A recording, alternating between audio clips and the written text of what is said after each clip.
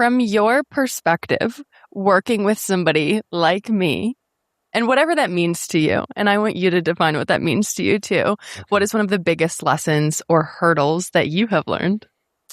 Goodness. Okay. So someone like yourself, I'm going to categorize this as someone who is extremely resilient, someone who is extremely hardworking, someone who is, does not like to be told exactly what to do, would prefer to make those decisions for herself. And my mom is laughing. Wherever my mom is, she's laughing.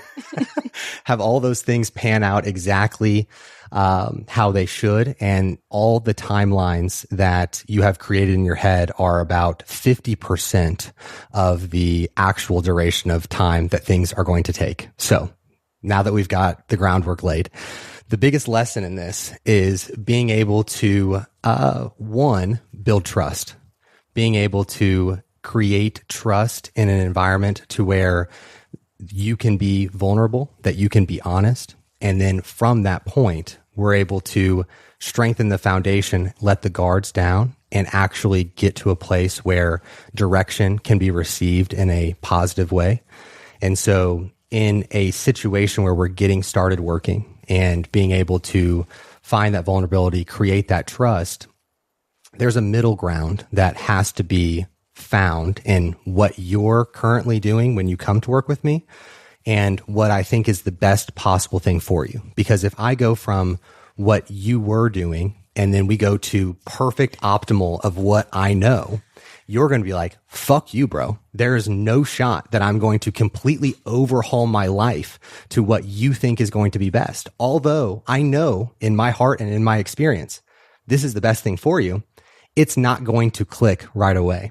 And so the art of being the coach in this situation is how far or how close do I need to get to your current protocols for you to adhere and be willing to make those adjustments.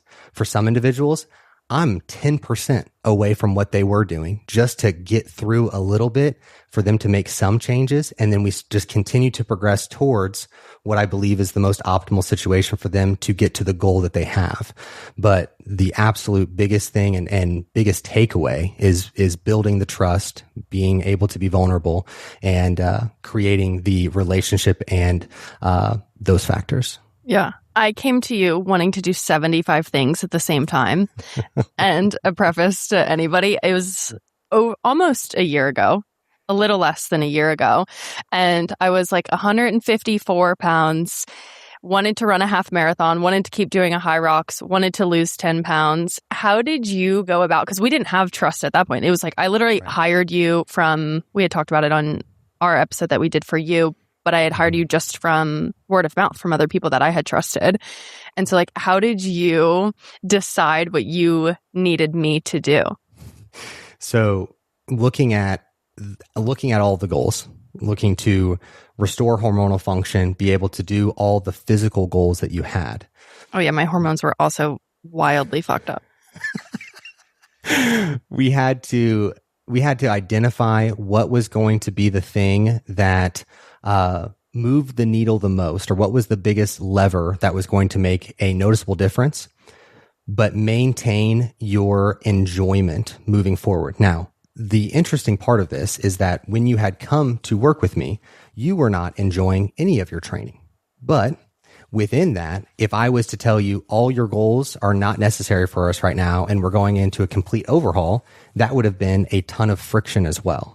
And so we had to identify within the goals, which is the one that is going to be the least detrimental to the thing that we're actually working towards in the grand scheme of it all, of restoring sex hormone production as well as improving body composition. If I was to have you do the high rocks and to do the half marathon, for example, right off the rip there, where digestion was not in a great place, hormonal function was not in a great place, we would have been going the opposite direction of what our goals were. And so then being able to identify and pull back the high rocks work and allow for us to get more nutrients in place, I think was the first thing that we had done. You made me start eating a lot, and I was really mad at you. Yeah, we still did some things that created friction. I don't want to create the picture that there was no point of friction in this process, but in that friction, being able to articulate of why this is the best thing for you, and giving that reasoning, and giving the context overall to all the thoughts that went into making that decision is very helpful for you as the client to also put in that same amount of effort, because probably one of the strongest things when building that trust is matching the effort that was put in place to create the protocols, to show up for the check-ins, and just understanding all of the details. It would be very difficult on your side to have me show up in the way that I am within the check-ins, and the specificity and the care and the focus, and just be like, fuck that. I don't want to do that. This is dumb. And then to have that imbalance of effort is very uncomfortable. And somebody's going to have to break. And I can tell you right now, I'm not going to be the one to break and half-ass my work. I love my work. I love being here every day. And the part that I love is being so focused and being so caring. Those are the things that I love about work. So you're not going to steal that from me. That's the thing that I look forward to doing on a day-to-day basis. So either you're going to elevate yourself and match me, or you're going to be miserable and feel very uncomfortable and decide, you know what, this isn't for me. And I'll tell you, I agree. This isn't for you. We'll do this song and dance for 6 months. I can deal with the suck. Most people cannot. Yeah. And so, your care and attention to detail was genuinely one of the things that got me to believe in and trust you and actually listen to what you were saying. Is like you were almost more bought in for a little bit than I was on what I was like even doing. And I've said it before and I'll say it again, that like it made me understand fitness coaching again and health coaching, and like the prioritization of why somebody has someone in their life to do that. Because I'd only ever experienced bodybuilding coaches. So I had never done, this is my first like fat loss phase outside of a prep, which I don't know if we've ever talked about that. So it's the first time I've consistently stuck to it and understood the joy of having somebody else do it, but just how much you cared about. And stress, to me, I think I was downplaying a lot of the symptoms that I was experiencing. And yeah, you cared more, which then I was like, okay, fuck, maybe I should really care about this. And something that I saw with myself, that I want your perspective and opinion, and how you did it with me. You probably do it with a ton of other women that you work with. And I see it within my own clients as well. They run their bodies into the ground. They don't like the way they look physically, but their body isn't going to respond in a fat loss phase because of where they're at, like cortisol wise, sex hormone wise. How do you get them to understand that like being in a deficit and doing more isn't the answer when they are so caught up in that, but you don't understand, I don't like the way that I look? Right. So in that situation, I think that the best way to get it across to them is creating immediate wins. And that's probably the thing that I am very skilled at. And part of why you see so much care out of me at the beginning is that when I'm going over an onboarding and I have calls as we get introduced, I get very excited. The roadmap in my head is extremely clear of how to go from where we're at currently to where we want to be. And so that's the thing that gets me really revved up in those situations. But when we're at that initial point of getting those initial wins, the big thing for me is being able to adjust the training in a way that they're able to recover from it, be able to be more nourished overall, and create relief somewhere. Because in those situations, the pain is so high. A big part of why they reached out is because of the pain. And if we can get an area of relief in any of those points of digestion or sleep, or feeling like they're actually seeing some wins within their training, those things just start to build momentum finally in the opposite direction of what they felt has been the other way for so long. Just continuously stacking losses or continuously stacking disappointment. And to be able to see a little bit of motion the other way is, mentally so altering for everyone in those situations. Yeah. What do you think the women who are experiencing that need most, that they're not grasping? Like, you probably can't blanket statement it because everybody's protocols are going to end up being so different. But if you could get them to wrap their head around any one thing, what would it be? I don't know if it's necessarily a statement as much as it is somebody in their corner and somebody having their back and being able to look at the situation and give them relief of, I'm not just figuring this out myself anymore. I have someone here who does care about me, who does want to see me succeed and is willing to take this off of my back and help me out. And that alone, I think, is huge for a lot of the women that I work with, because we can use you as the example. The health journey that you were on, you were trying to take it on yourself while also running your business, while also doing all these different things, and then trying to figure out your own protocols and probably piecing different things together. And it was typically at the end of your day after you've done all those things. Oh, now I'm the priority. Oh yeah, that's going to fucking work. That's definitely how that's going to transpire. And then you continue to be more and more frustrated. And so to have the teammate in your corner is huge. Yeah. And I feel like I haven't talked a lot about my own journey through that as I've gotten to this place where I actually like my body again. I feel good in my body. But I was, and Rachel can attest to this if she listens at all, but I was literally slashing my calories to 1,500 and then obviously still binge eating, still binge drinking. And when I had started working with you 3 months in is where I gave up alcohol for 100 days because I was like, Alex, I'm digging myself into the ground. I don't want to do this. And I know it's what I need to do. And I think that was a huge differentiating factor. But that was the most I'd ever been moving, the most I was training. And I was attempting to eat as little as possible while still trashing my body, right? Just thinking okay, more. And the first thing that you did was actually give me more food and pull back on training. And I threw a fit like a little tiny baby. Common situation there. Here's the thing though, is that the relief that you experienced was a little bit of progress, feeling a little bit better, just following the protocols, getting to feel a little bit better, move the needle enough for us to continue to build the trust there. And I think that is big. It's typically when people come to work with me, what I am suggesting is not what they're wanting to do. What got them to the position that they're currently in is them doing exactly what they've wanted to do for probably too long. And so I am having to be the bearer of bad news. And Sue likes this comment that I have made many a times or quotes me often, is that I enjoy being the bearer of bad news. I like that opportunity to really share that with people. And so, yeah.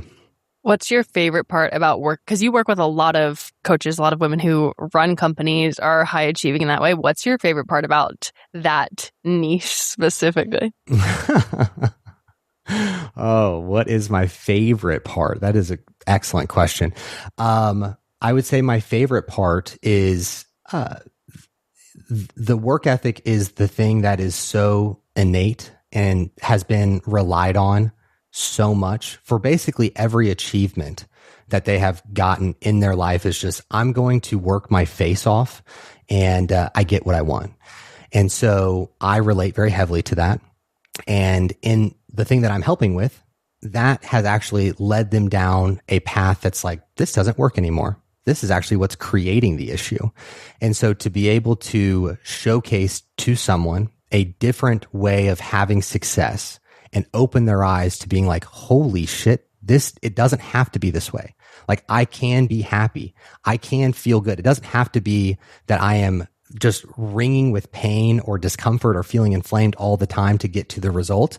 I can take care of my body and have more bandwidth and be a pleasant person to be around and still achieve the goals that I have. And that alone is one of the coolest opportunities that I have on a day-to-day basis. So I absolutely love that. Getting into more complex cases, because that's your specialty. Yeah. What's the difference of somebody who has been in the game for a long time?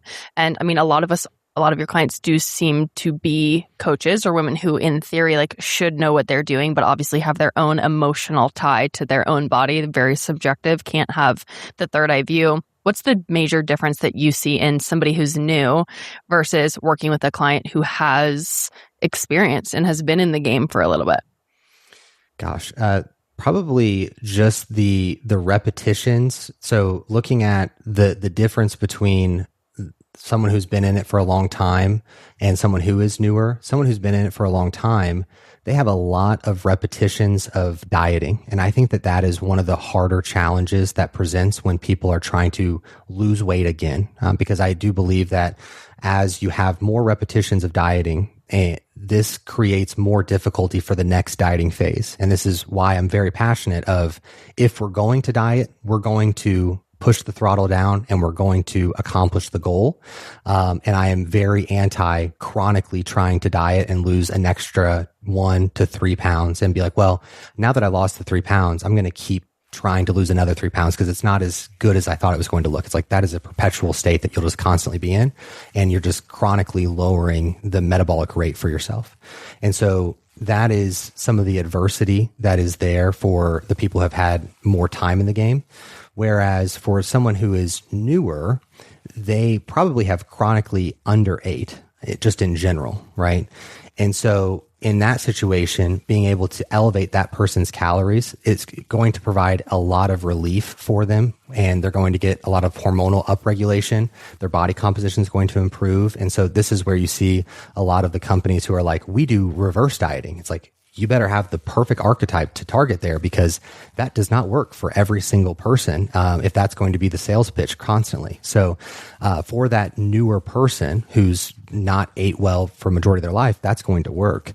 But that's going to be, one thing on that side. And then another factor for the more experienced person is that they're going to have a lot of input of this. I really like this person's content, and I tried this because I saw it on TikTok or whatever the case is, and they're just kind of piecing things together, and they see symptoms and they're like, okay, well, I have those things, so then this is probably my diagnosis. And then they're self-diagnosing themselves. And so when you get to an onboarding for that person who's self-diagnosed with SIBO and mold toxicity and estrogen dominance, and you're having to explain to them, we have no validity to any of these diagnoses that you've given to yourself.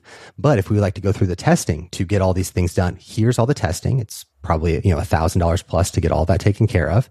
And then all of a sudden it's like, maybe we hold off on that. Maybe I just track my food well and sleep better and drink water, and holy shit, these symptoms have alleviated. It's like, yeah, you just wanted something else to be at fault, and rather than just taking the responsibility for yourself.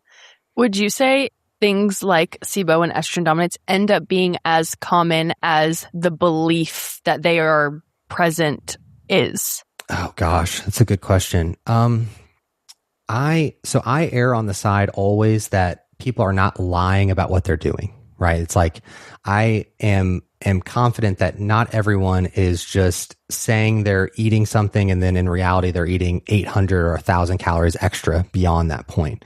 And so with the cases that we see, I think that there are a lot of cases of estrogen dominance or SIBO for those two examples there. But because of how rampant it is on social media, I think there's a lot of people that have self-diagnosed themselves with these things that don't actually have the situation. So if I was to put it into a ratio, I would say there's more self-diagnosed people than there actually is cases that are the reality for sure. Yeah. When would you tell somebody that it's time to test? If, like, let's say they're on social media right now, they're hearing, okay, maybe they're not seeing the weight loss they want to see. Maybe they're having chronic gut problems. At what point is it, okay, I actually should go get a test and get further help for this versus I should clean up my diet? So if at any point you're feeling those symptoms and you don't have your diet in check, you don't have data collected, that is step number one always. At no point would I start off with the testing. That would be a waste of the person's money, because no matter what, if we get the testing done, the next step is going to be cleaning up the diet. It is going to be improving sleep. It is going to be X, Y, and Z of the habits that we need to have formed. So no matter what the outcome is, those foundational principles still apply. The only thing that changes could be the intensity, the greater supplementation that could be in for support purposes. Whatever the case is, those foundational purposes still apply. What do you think about the people who then say, like, test, don't guess, and their first thing is start testing before anything else? Because I know there's a whole functional nutrition program where their whole saying is like, test, don't guess. Yeah. So in those situations, I find it to be just having people spend money to potentially make themselves feel better, that they have, they've done the testing. I feel bad for within my coaching when a client does get testing done and it's really clean. And I'm like, dang, you didn't have to do this. You didn't have to spend $300, $400 to do this. But it does help some of the clients just be like, okay, I don't actually have this issue. I just need to tighten things up. And so it provides some validity for the clients who have the finances to be able to have that testing in place. I do think that it's helpful from a foundational perspective, especially within our demographic of clients that we work with. Very few people are coming to work with me and they're not actively doing something, whether it be tracking their food, whether it be having recently done a gut protocol or doing something within their like menstrual cycle or what have you. All those things are already in motion when they come to me. So we do start off with some initial testing there, but that wasn't really the grounds for the initial question. Yeah. I came to you literally after doing a flush because I was so chronically inflamed and bloated, but I was also fat. So it's... Alex thinks that's funny. He also hates me when I tell him that I want to be skinny to this day, even though I'm going hard on the skinny content. People hate that. People don't love that word. And I'm reclaiming it. It's like, why do you... being a skinny legend. Yeah, for being a skinny legend. It's like, so sorry that you've never been jacked and skinny in your life at the same time. And like, you don't even know what that's like, but it's totally okay. I'm going to be selfish and I'm going to get my questions answered. Sure. And then other people can benefit from them. From a coaching perspective, let's say somebody has weight to lose. Like, let's say they have 40-ish pounds to lose as a female, and they've dieted, and they are now at a point where their calories are low, but they're still 40 plus pounds to lose. Like, what then next steps do you take that in? Is it like, okay, we can keep them in a deficit and keep pushing them because the fat held on their body is creating more stress, or is there more stress being created from the calorie deficit that they're in? How long have they been in the deficit before? Let's say 16 weeks. Okay. So they've been in a continuous deficit for 16 weeks. They still have 40 pounds that they want to lose. So I am of the practice where I will do, if we have, let's say we have more than 20 pounds to lose, I like to take a structure of 8 to 12 weeks of dieting and then 4 weeks of being back at maintenance. And then we follow that structure over the continuous period of time until we get to the target goal of loss. Now, in the 8 to 12 weeks, I'm a proponent of being a little bit more aggressive, being a little bit more diligent and very dialed into the deficit. I'm not one who's like, let's do a flexible dieting phase and let's do it for 6 to 8 months. And we'll just kind of diet for 4 or 5 days. And then the other 2, do what you want, girl. Be intuitive and go have drinks, go out to brunch with your friends. Fuck that. Let's lose the weight that we need off of your body in the most efficient way possible. Let's do that. And then when we're done and you're happy in your body composition, you are functioning significantly better. You go have brunch with the girls then. You go do that. That is perfectly fine. But in this time where you have body fat that desperately needs to get off of your body, let's focus on that. And so, that would be my suggestion. But that doesn't really answer the immediate question. For this person who's been dieting for 16 weeks and their calories are low now, what I would suggest is getting back to a maintenance set point. Because I imagine after dieting for 16 weeks and calories being low and fat loss having slowed or stalled, we've had some downregulation of something, whether it be the quality of sleep, whether it be the quality of digestion. It could be thyroid function. It could be sex hormone production. If we want to get panels and we think that there's something more internally wrong, then that's what we do. If it's sleep and digestion are the 2 things that are very evidently lowered, we focus on those 2 things getting improved once we find that maintenance set point. I'm also not one that's going to be extremely slow in getting to that maintenance set point. If we've gotten, let's say that you've dieted down at 14 or 1500 calories and we think that the maintenance calories is 1900 to 2000, I'm going to get pretty darn close, if not there, right in that first week. Let's get up there, see how we function. What are some of are there any issues that present? Does digestion get more challenging?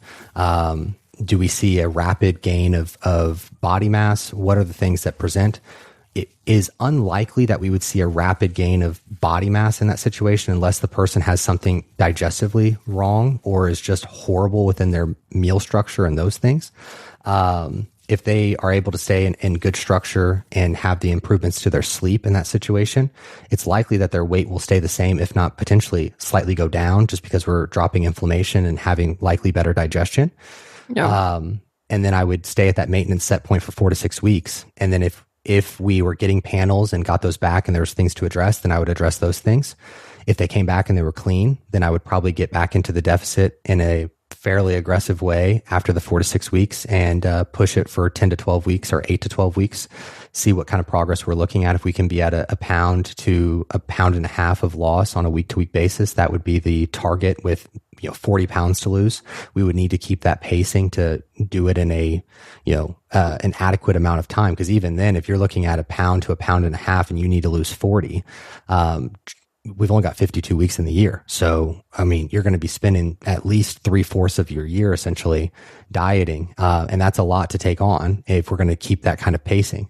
But I have also seen that with that pacing, because if we're looking at 40 pounds, we are a little bit concerned with skin elasticity and being able to have the skin continue to tighten back up as the weight is lost. It's not as much of a concern as someone who would be losing, 75 plus, but still something that people would be concerned with.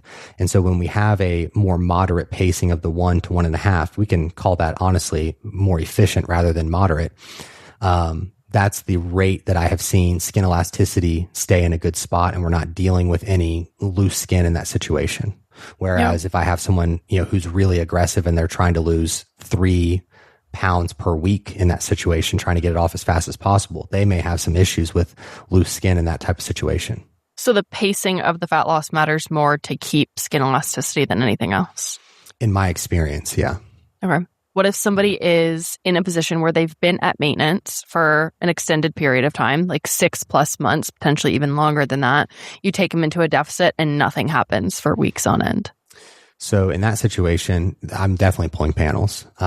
Whether it be panels or it be a GI map, one of those two things is there's got to be something underlying that is skewed data, or the maintenance that was previously established was maybe not high enough, and maybe there was a slight metabolic downregulation in that situation, or the deficit that was initially created was not adequate in that respect. Let's say that you have the deficit in place for 8 weeks and you make 1 or maybe 2 further drops from the initial drop, and you're still not seeing any fat loss, but you are seeing a change in their fatigue, their hunger, just the overall biofeedback is getting worse, but then they're also not seeing any fat loss, then I'm definitely pulling panels in that situation. But this speaks to those type of cases where they've had a lot of exposure to deficits. Yeah. If they have spent a lot of time in trying to diet over the years, I have seen that happen quite a bit for just their body to be very responsive in being adaptive to what that calorie change is and becoming more and more efficient with the calories that it is being provided. And so there's a lot of possibilities in that situation, but I think that it is certainly one that further testing is likely a good thing to do after 8 weeks of not seeing results. Yeah. Because we're not talking about like competition prep clients, is there a certain calorie range or cardio range that you don't tap into? Good question.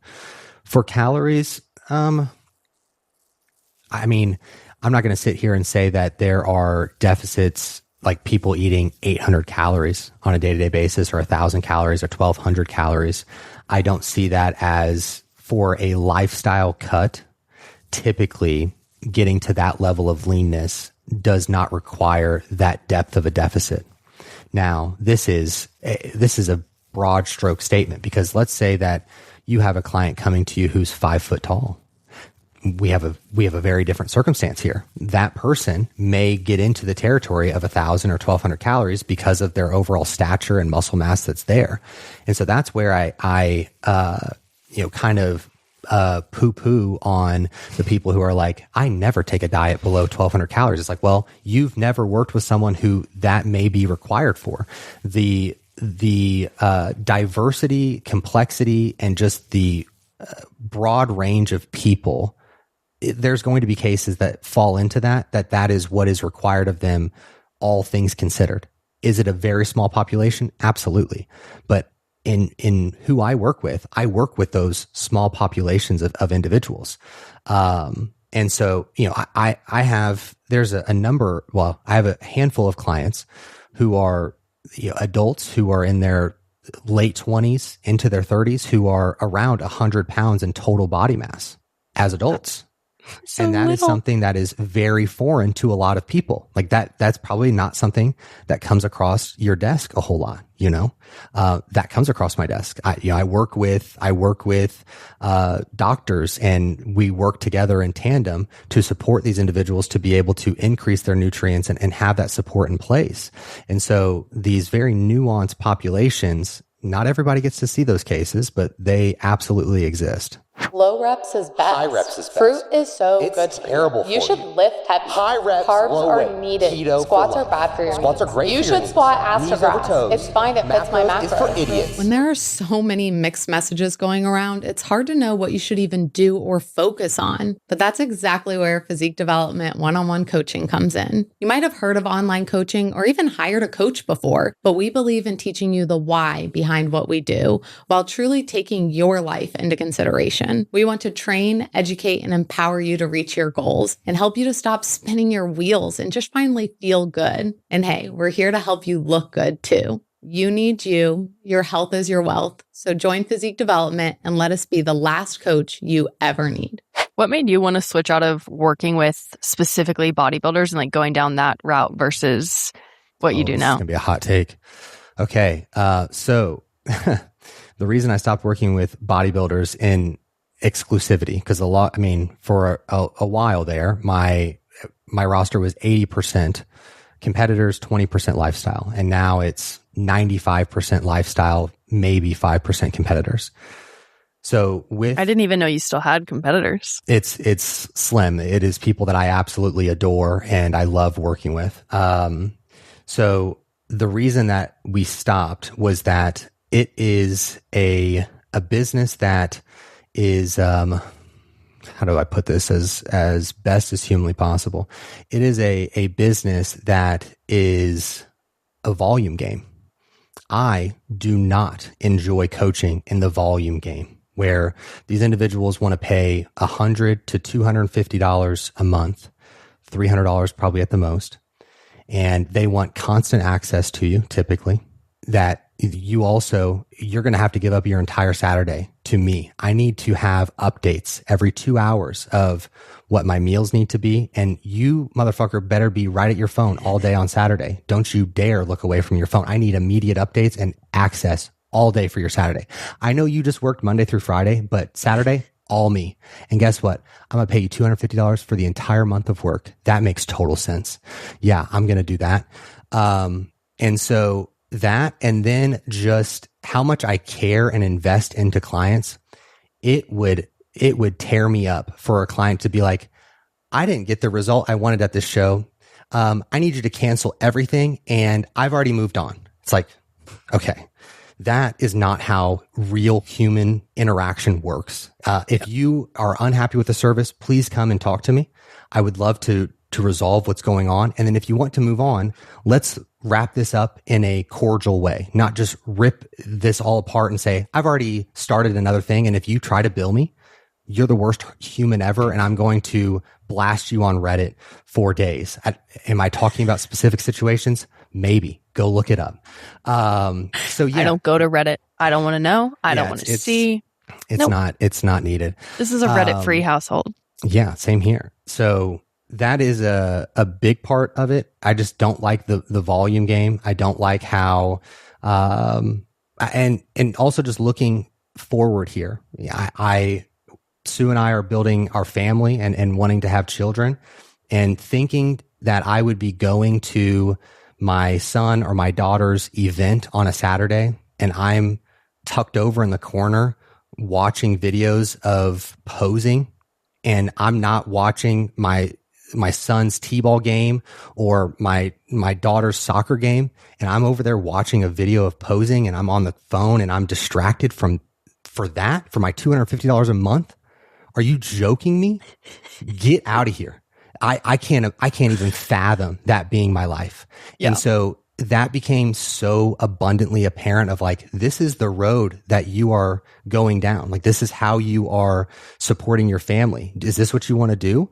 And the answer was absolutely not. And so that was really the pivotal time for me of deciding that this is not what I want to do every single week. Cause for a portion of my life, every Saturday was that where I was just never fully present on anything that I was doing.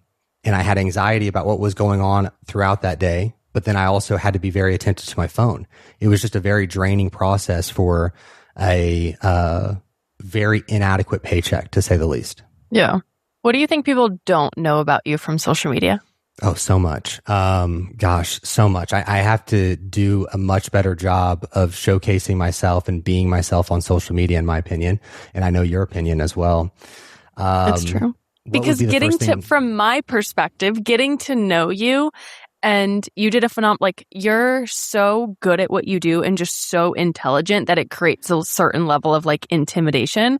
And I genuinely didn't follow you before we started working together. I think I started following you like weeks into us working together. So I genuinely had no idea what I was getting myself into. And the amount of times you were like, you need to talk to me more. You need to talk to me more. And then like developing a relationship from there then just makes me so much more bought into everything. Like I'm your biggest fan, obviously. Like I don't shut up about it. I send everybody in your direction because of also just like your expansiveness. And I wish like everyone could see that because of how passionate you are about what you do is so few and far between in the industry. Like I will sing your praises till the day I die. Well, thank you. I appreciate that. And like in the industry on that topic, like there's so many people who come to work with me who are like, yeah, we had someone yesterday, they had paid $20,000 for a 6-month program that they did not get anything resolved. Nothing. Wow. And I have situations that come to us like that just make my skin crawl so badly. And we have been gypped in our own coaching, like we've paid for coaching and have gotten treated poorly. One of the examples that comes to mind is that we were treated well. We did a video testimonial. And then after we provided the video testimonial and they started running ads on it, it was a completely different service. It was horrible in comparison. They just kind of like wrote us off. It was no longer a priority to them. And so now, like when I receive video testimonials for clients, I'm like, every time I receive it, it's like, I want to go even harder for this person to get the greater result because of the experience that I've had. And so I just know that there's so much junk out there. And it's also why I know that I'm going to constantly win and forever win because there is so much bad and I'm so much better that it's impossible for me not to be the most successful. Yeah. I think the world needs to see your ego more is what they need. Like if anyone had any idea how highly you speak of yourself, they would totally come. I'm like, it's true. Yeah, that's true. It's true. And just like the level of depth of knowledge that you put into every single thing that you do. Like I wish people had insight to that. What's something that comes to mind for you? There's nothing that you would say that I'd be like, oh, I don't want you to say that. I don't think it is. I think just randomly, I will get a reel from you, especially when we were like forming our relationship. I would get a reel from you and I was like, what the fuck is this? Like, where did this come from? Why did I get sent this? Like, what's going on here? More so than that, I feel like your sense of humor is it. Yeah, sense of humor. That's the one thing that I would like to showcase more of, just being more outward with that. I have a burning passion for stand-up comedy. I know that you do not enjoy stand-up comedy, which is just unbelievable for where you live. You have so much access to incredible comedy, comedians constantly coming through there, and you're just like, don't like it, not funny. It's like, they're not funny. It's hard when I'm funnier than them. So you should go do an open mic and just would love that. 5 or 10 minutes and see how you do. I'd probably do terrible. I mean, it has to be. Like, that's the other reason why I love stand-up comedy so much, is that I think it's so difficult to go up there for, I mean, they do hours, but even just a 10-minute set of going up there, the crowd's there to laugh, and you are trying to deliver jokes to someone who's anticipating to laugh by yourself. I think I could do crowd work, if we're being honest. I'm a responsive, funny person. Yes. I feel very similar to that. I think that crowd work is, I don't want to say easier, but just a way to kind of feed off of the crowd and engage, I think is easier in that way. Yeah. Random side tangent. Because of the epidemic of running high rocks, God forbid we use the word hybrid, what is your opinion on that and how to effectively train?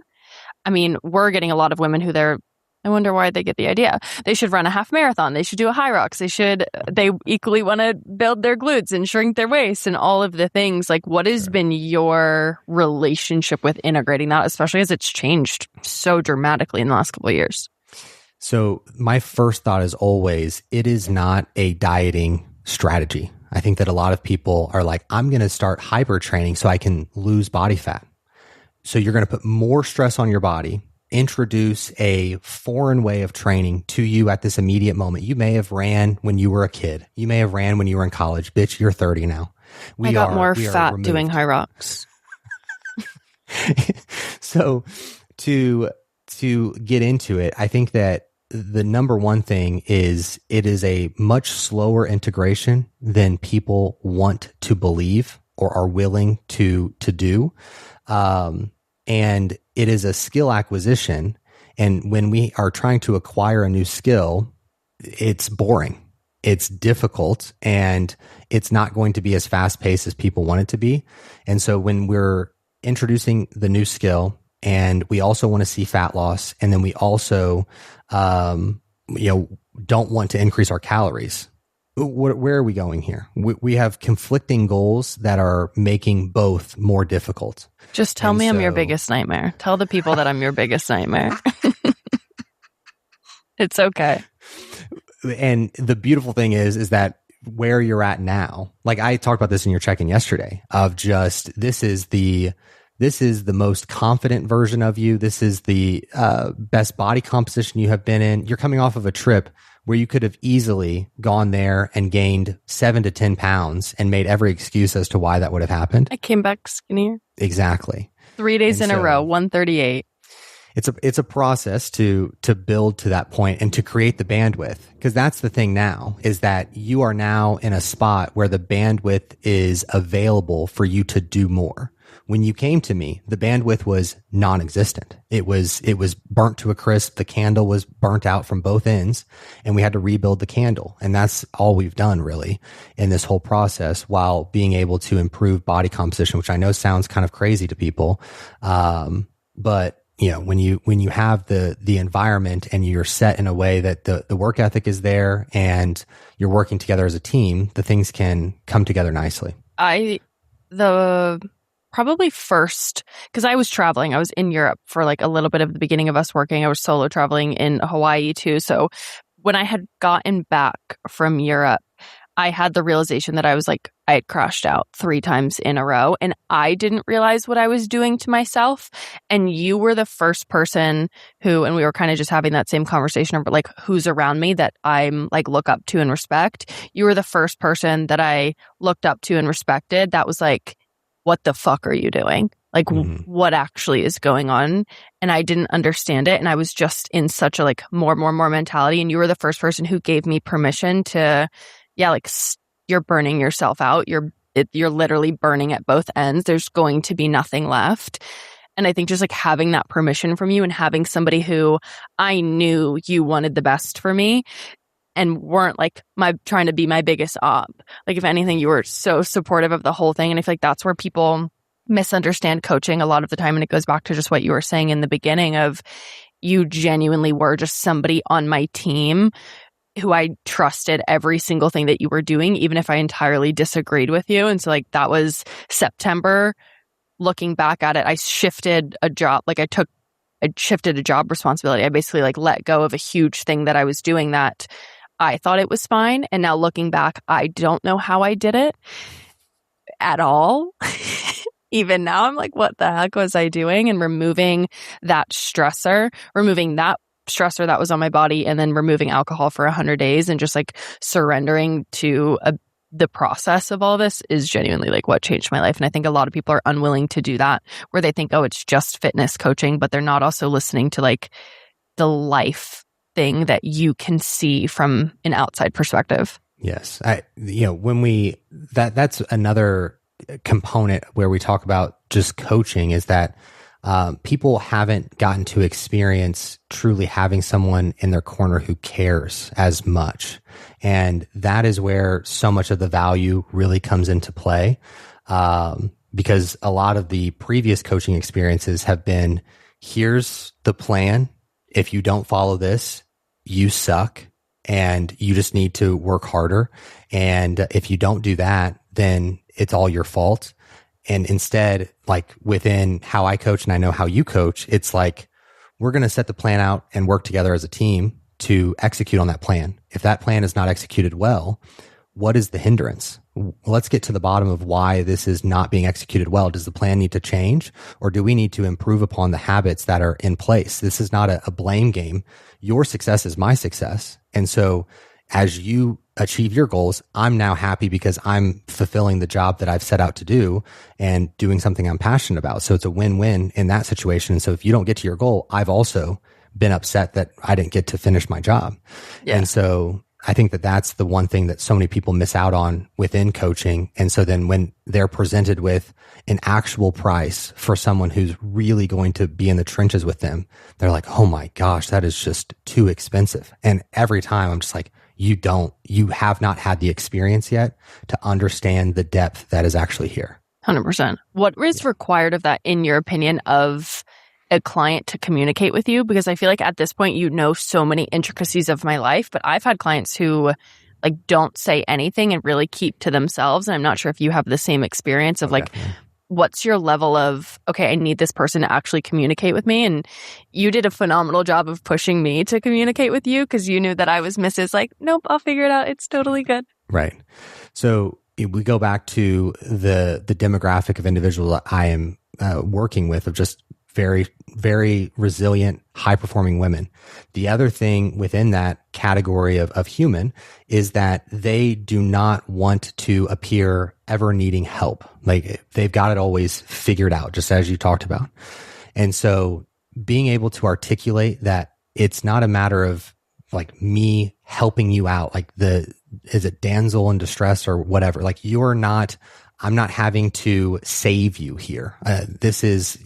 We're working together as a team. And so I think that continuing to reiterate that it's a team effort, and I don't know what you don't say out loud is the thing that I am constantly reiterating, is that speak to me as if I know nothing and you are okay. It's just like you're talking almost to yourself in this situation of what you're navigating through, and allow for me to come in and be a part of this.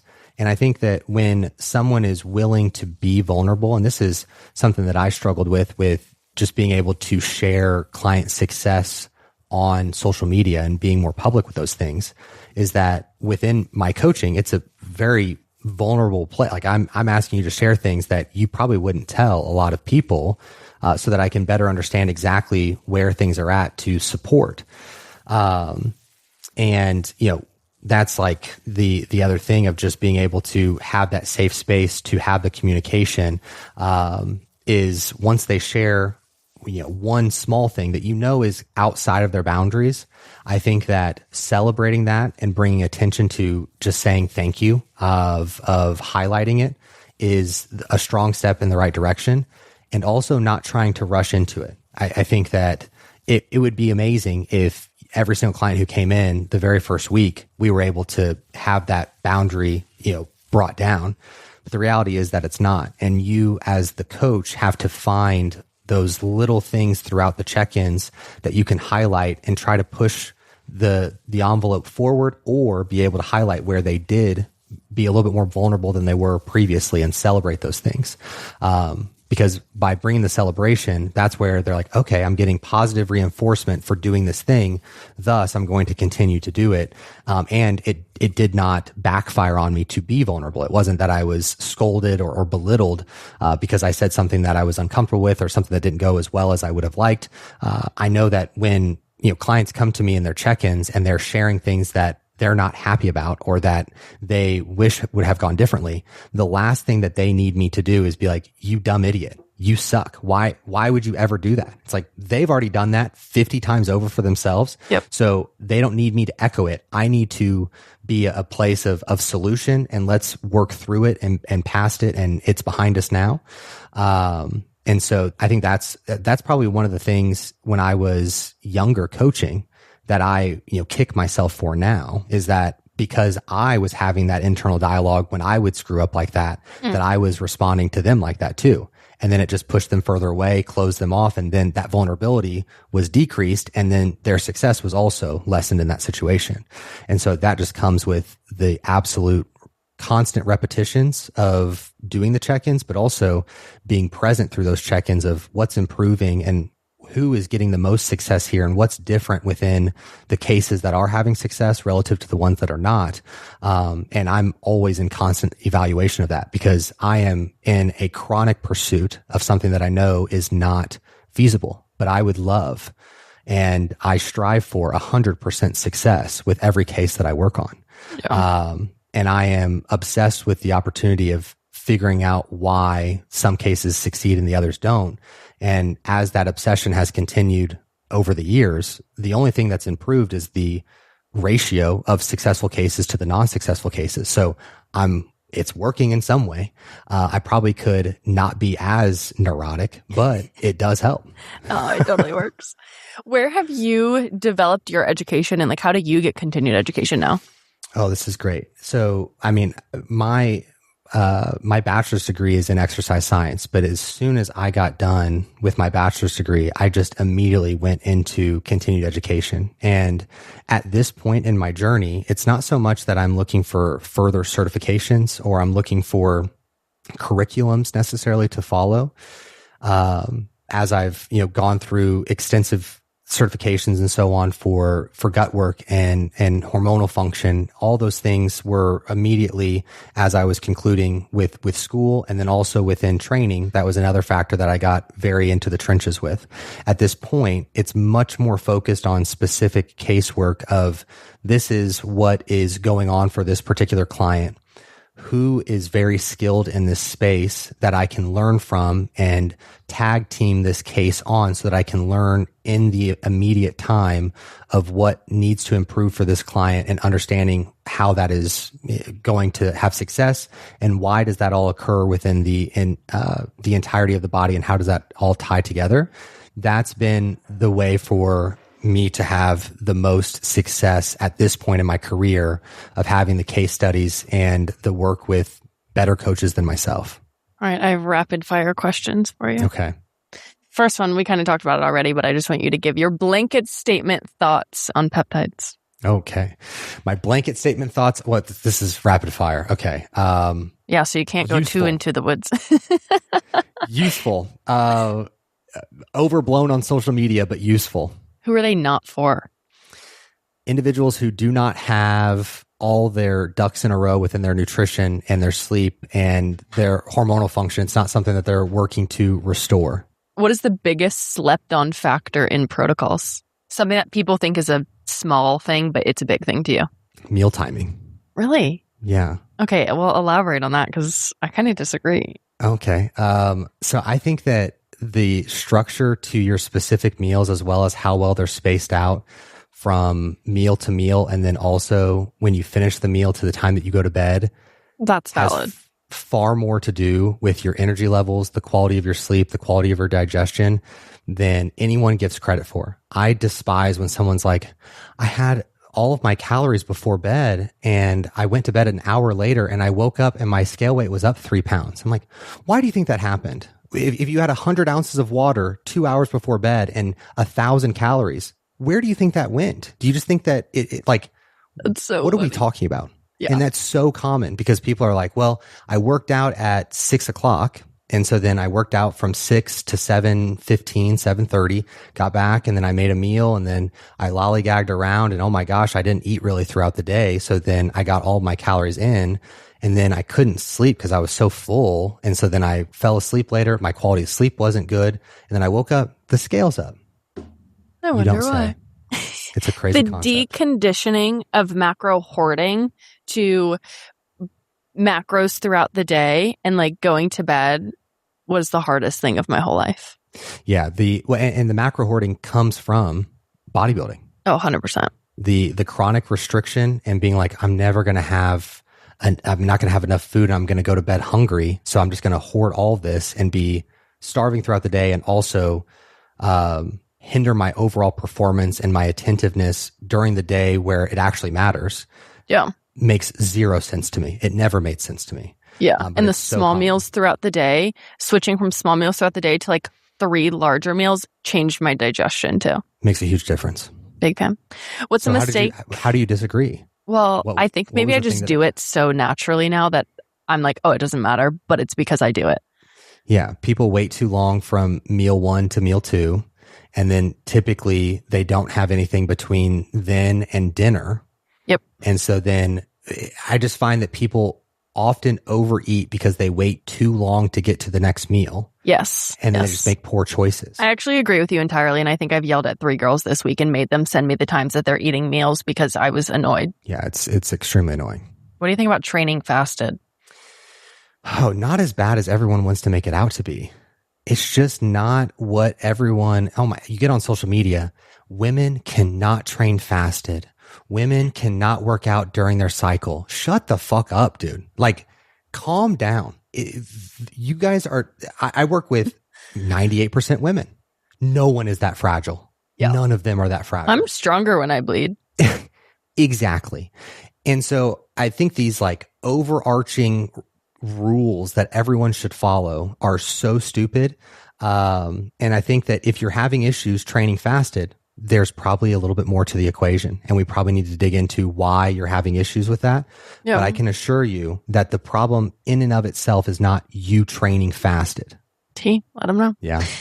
There's a lot of noise in the fitness industry right now. What is a trend or like heavy talking head point that you think is doing more harm than good right now? I mean, the hyper focus of peptides and how earth shattering everyone thinks they are, where they're going to be helpful. I think that this is something that so many people who try steroids are very quickly introduced to, where before they try it, they see all these things on social media of like, I gained 20 pounds of muscle, blah, blah, blah, blah, blah.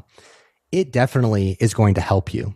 It is not as earth shattering as everyone presented to you before, and likely much more of a nuisance than anyone had brought to your attention before trying it. And there are just so many variables that, oh my gosh, I'm being introduced to this. And so with peptides, you have marginal improvements that are going to present with the variation of them.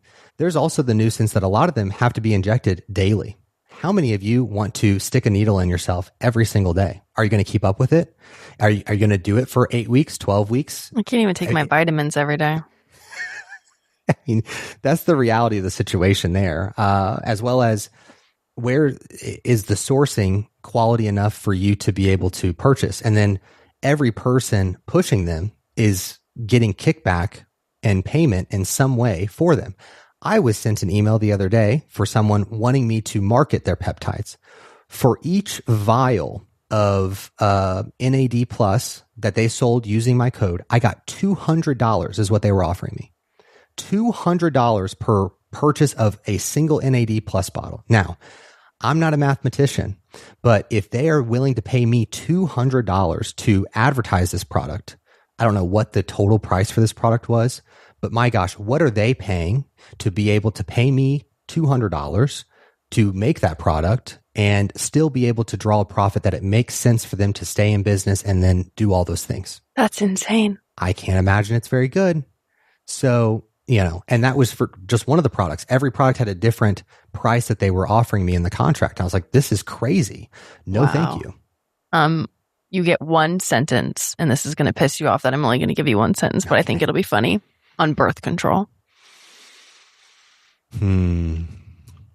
Overprescribed, undereducated. Not a full sentence. Oh, yeah. How about go it? Ahead. No, pop off. I'm going past my one sentence. It is it's such a sensitive topic because there is so many different reasons why it would be incorporated for a person. But I do think that the initial statement stands of it's just not educated enough of what the potential side effects and the perpetual use is going to induce or possibly induce, especially alongside a very high stress individual who is trying to chronically diet. I think that it creates an environment that makes those issues significantly worse. And that's the thing that I'm chronically correcting and improving for a lot of women. And I would like to avoid that moving forward, but have not found a solution to try and do that on a much larger scale. I think I think it would be very well received, not from the medical community, but from the broad stroke of women across the world. And I just haven't found that yet. So in due time. The wake up is happening slowly but surely. What's a mistake that you see even experienced coaches make with their female clients specifically? Horrible program design. Absolutely atrocious program design. I can't enunciate that enough. Horrible training. What makes it horrible in your opinion? Oh, wow. We're going to start a second podcast now. So horrible training would be the perpetual state of just staying in the same rep scheme, the sets for extended periods of time. And I would say that this is longer than even just 12 weeks would be the absolute longest that I would say that this is not shite. Now we are in shite territory as soon as we pass that point. I personally would not keep someone in the exact same rep scheme past like 6 to 8 weeks. There are other things that we need to address. We cannot be in a chronic state of we are accomplishing hypertrophy. No, you're not. You look the exact same. Something needs to change. So if you were chasing hypertrophy this entire time from January 1st to the last day of December, I can't think of how many days December has off the top of my head.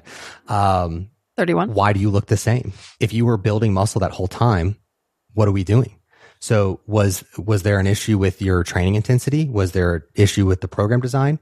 Do you lack strength? Do you lack the metabolic conditioning to be able to be challenged for enough volume to create the mechanical tension? What was the problem?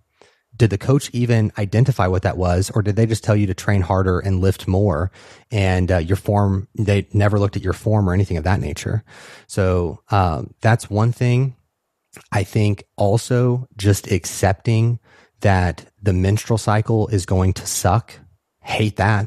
No, that's not how that's supposed to go. If you're having challenging menstrual cycles, that needs to be addressed immediately. We need to get to the bottom of why that's the case. You should not be feeling like shit the entire time through your luteal phase. You should not feel overly depressed during menses or during the bleed itself. We got to get to the bottom of that, and just the acceptance that, that's just the female body. It's going to be tough. I hate that. That needs to die as soon as humanly possible. I cannot get down with that. Dude, that is unbelievable. That's malpractice to me. I'm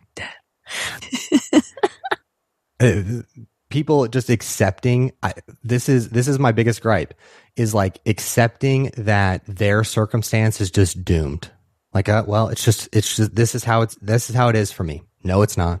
Yeah. No, we have a lot of tools and we can get to the bottom and fix things. I remember now.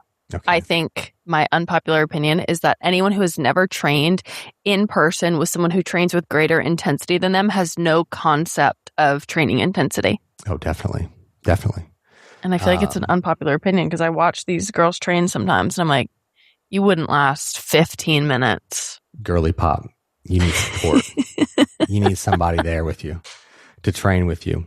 Yeah, I think, that's huge. Think about how many people get into the gym for the first time and it's just themselves. Like they didn't have someone training them at the beginning. They did not have, like for me, I started in junior high in a team environment with my best friends who we were all ungodly competitive with one another.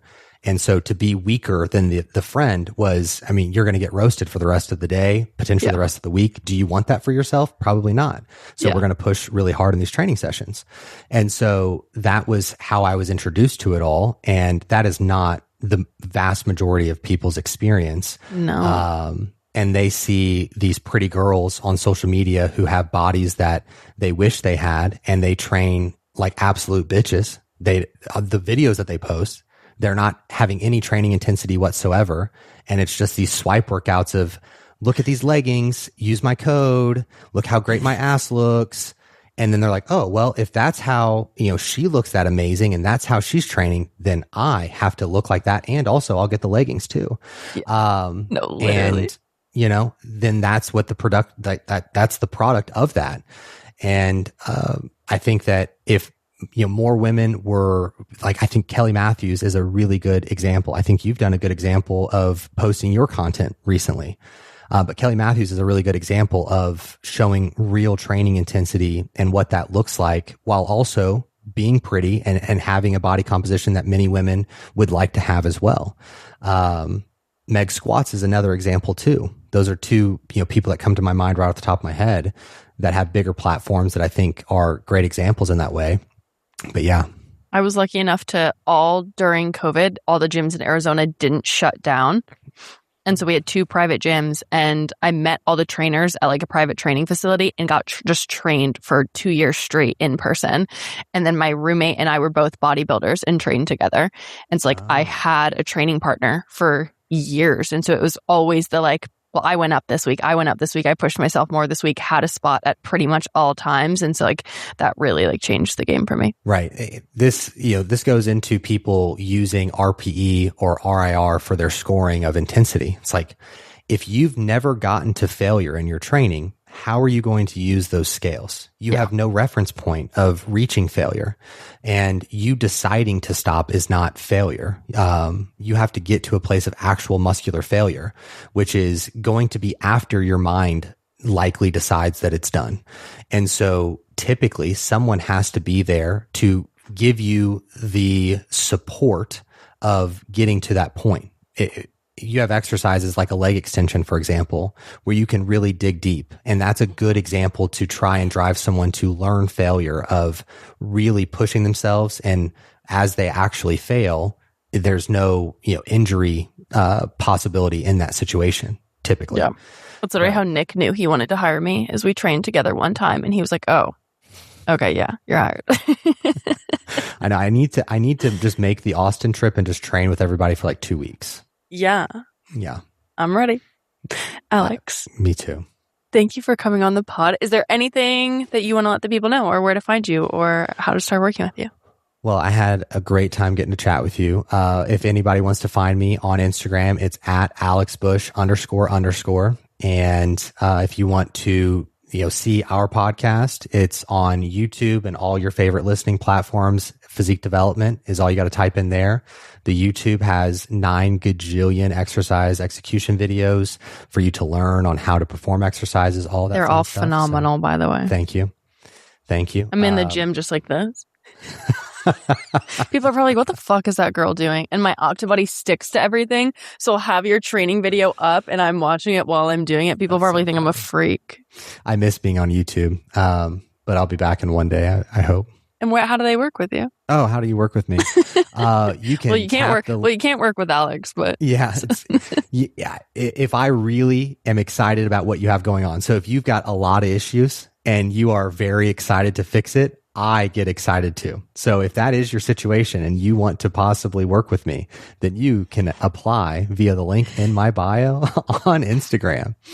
Perfect. If it is not needed for you to work directly with me, my coaches are amazing. Please do not apply and then be like, well, I, really, really, really wanted to work with Alex. I'll tell you this. If we decided after hearing what you have going on that working with one of my coaches is a better option for you, I'm telling you, it is the better option. I can't express that enough. Thank you for everyone listening. And that is the honesty. I love it. Alex, thanks for coming. Thank you.